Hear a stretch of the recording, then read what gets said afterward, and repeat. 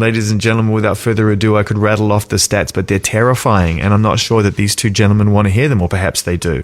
They are in the Guinness Book of Records as the most successful duo in British music history. Countless number ones and top tens and albums and festival appearances, and now they're back. The Pet Shop Boys are with us on Beats One. How are you? Very good. Nice to be here. Yep, very good. Yeah, nice to have you here with this brand new album, which is called Super, once again, in the studio with Stuart Price. This is a relationship that clearly works for you guys. Yes, it does. You know, we first worked with Stuart we got an award at the Brits Awards, a sort of outstanding contribution to British music award it was, and we had to do a 9-minute medley, and we got Stuart to arrange it.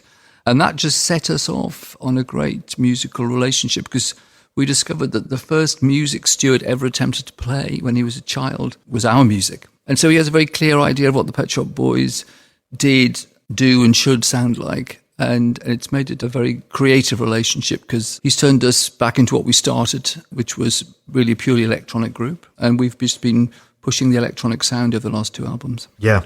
I love the story that, the first music that he learnt or tried to play was your own. And I think that music is one of those amazing things, like art or film or anything that you're passionate about. If you immerse yourself in it and you build your heroes up, then you stay the course, then inevitably your paths will cross.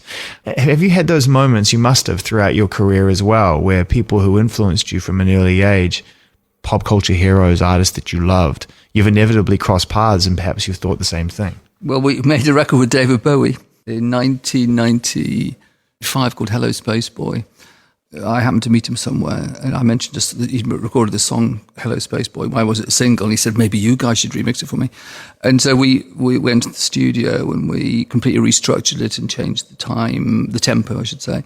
And so he had to come into the studio, and we had this amazing thing where, and I've listened to David Bowie, since I was at Newcastle City Hall in 1972 watching Ziggy Stardust, and it was half empty. And then 20 odd years later, I'm sitting, at the desk in the studio, and David Bowie says into the microphone, "What voice do you want?" And I said, "Cockney." And he went, "Hello, Space Boy." And it was really a fantastic experience. And then we did the Brits Awards with him. We did Top of the Pops with him. It's amazing to think you've done Top of the Pops with David Bowie. With Stuart, our paths crossed in an airport in Chicago about 1999.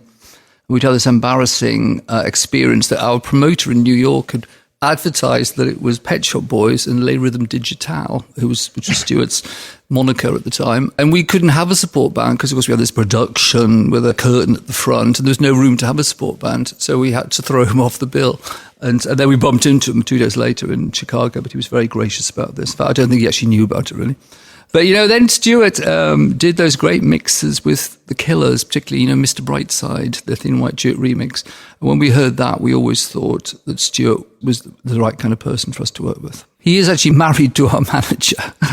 There's a little detail that we didn't realize at the time. Yes, there you go. Interesting. All right. Okay. So it's quite, I don't know, incestuous isn't quite the right word, is it? But it's a sort of tightly knit little group of people now. We have Neil Tennant and Chris Lowe right now in the Beats One studios in London with a brand new album, which is called Super. And we played a song called Happiness just then, which was a premiere for us, which we appreciate you allowing us to send that around the world. Yeah. So that's song number 1 on the record. In this day and age when certain people will state that albums are a meaningless format, or at least a dying format, because people want to create their own playlists, I truly believe that an original artistic sort of statement of these are the songs, this is the order, this is the way it goes, and this is the journey we'd like you to go on ideally, is very important. When it comes to choosing track listings and things like that, are you meticulous about this aspect of the creative process? Well, I think we've always regarded each track that we do as a potential single. That's well, I've always thought of it like that. But the fact that you can the way I buy music, I'm very guilty of just cherry picking the tracks I like, which I don't really approve of officially. So do you consider yourself to be more of a singles band then, do you think? No, but I think that each track should be good enough to be released as a single. I think, in the 80s, I think we were a singles band. And in the 90s, we made an album called Behaviour. And I think from then onwards, we became an album band, really. And then in the next decade, we became a touring band. So it's been an interesting journey. And now we're all of those things. How do you guys take disappointment when things don't quite work out every single time? Because yours has been a classic career of ups and downs and back up again. I think if you feel proud with what you've produced, what you've written, what you've put out there, I think you just think that everyone else is wrong.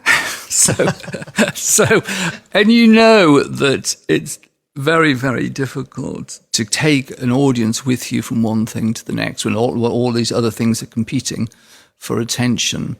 But nonetheless, we've had, through thick and thin, a very strong kind of almost cult audience who followed what we've done. What are the tips to creating a great cult band from your point of view, having lived this life up to this point and realized that that's kind of what you are, a massive mainstream cult proposition? So what are some of the things you've learned along the way that make it unique to you? Oh, it's one thing, really. You create your own universe. You create your own world. That's what we've always seen Pet Shop Boys as creating a sort of giant artwork that you keep adding to.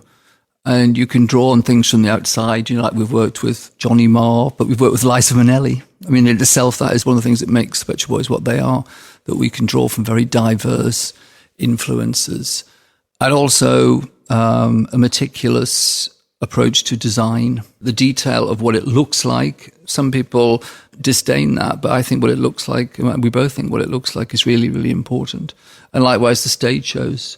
We always had this idea of doing theatrical based shows, and when we started to, the first thing is who's the director and who's the designer, because we sort of know what the music's going to be, and that was very unusual 25 years ago, and it's actually becoming quite typical, particularly for arena shows and stadium shows. But I think, to return to your question, I don't think also if you're becoming a cult band, you don't think of it as a cult, but you just think of it as you are doing what you want to do, and you're doing it with attention to detail, and you're not frightened of bringing in outside influences.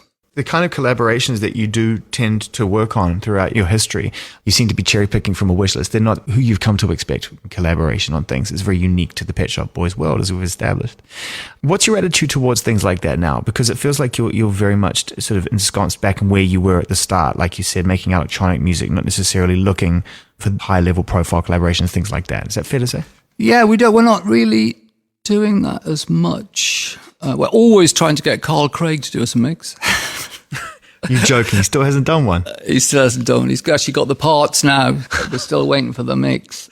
The parts for which song? How long ago did you send the parts? It's for Inner Sanctum, the track. Oh, thank goodness for that. I thought you were going to tell me it's for one from 12 years ago. You're still No, it's from Inner Sanctum. Because we keep thinking there should be an amazing going on a journey mix of Inner Sanctum. Well, because Inner Sanctum already takes you on a pretty good one. Yeah. Interesting to see where that's going to go. A lot of them, when the collaborations came along, we were asked, like David Bowie approached us and Yoko Ono approached us. We did a Madonna approached us too. They were mixes.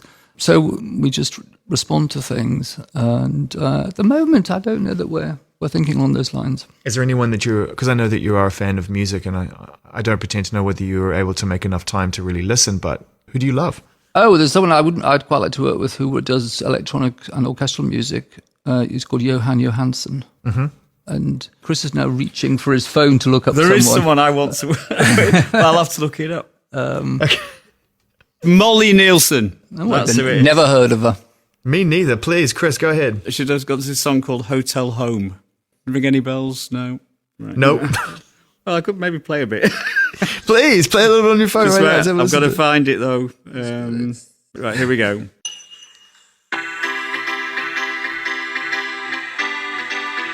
Shall I forward to where she's singing? That might be easier. No, I like the chords. I like the vibe. God, I can hear Neil on that already. It sounds like me now. It does. She's got an amazing voice.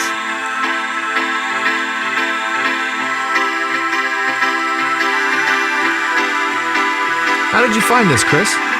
It's a friend of ours, Joel Gibb, who's in the Hidden Cameras, and we were just playing records, and he played this.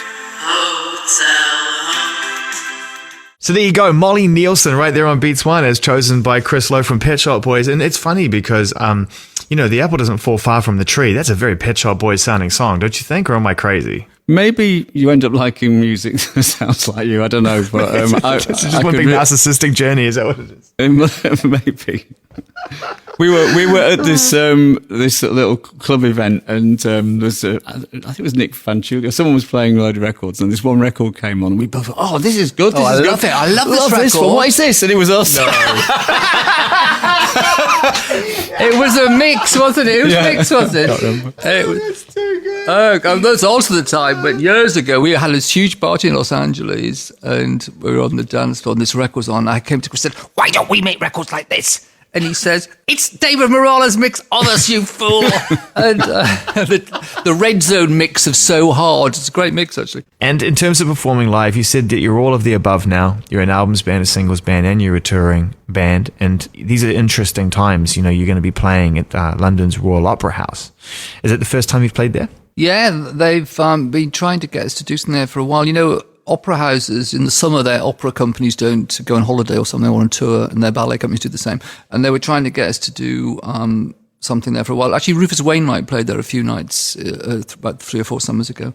We're going to do these 4 nights, and the show is being designed for the Royal Opera House. And then elements of that will become the start of our next tour, which I think is going to start in the autumn. You get away with it, man. Every time. It's incredible.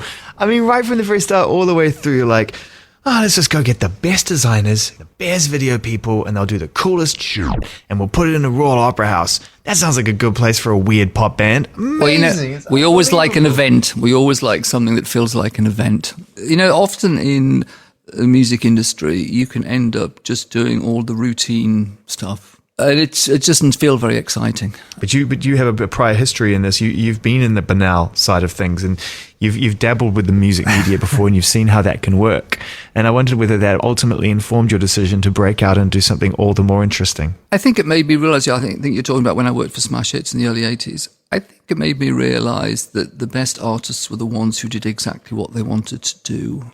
And they weren't the artists who were just feeding the machine, or maybe being fed by the machine on certain occasions, and that you've really just got to follow your own instincts and go with it. I remember the first time I ever met you guys was in it's now called the restored St. Pancras Hotel, but... Oh, you did that? I did that when you guys are up there and you put some glowing squares of floor on the ground in the middle of it was actually a health and safety hazard, I'll have you know.